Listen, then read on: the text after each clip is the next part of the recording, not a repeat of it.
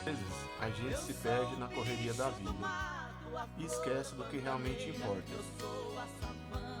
Troca o barulho da cidade pelo silêncio que cura. Troca a pressa pela calma de um caminho sem pressa. E no meio da lama, das curvas, dos desafios, a gente encontra algo que estava faltando: paz. A natureza não cobra nada, mas entrega tudo. Talvez o que a gente precisa não está na tela do celular. Está aqui fora esperando a gente voltar.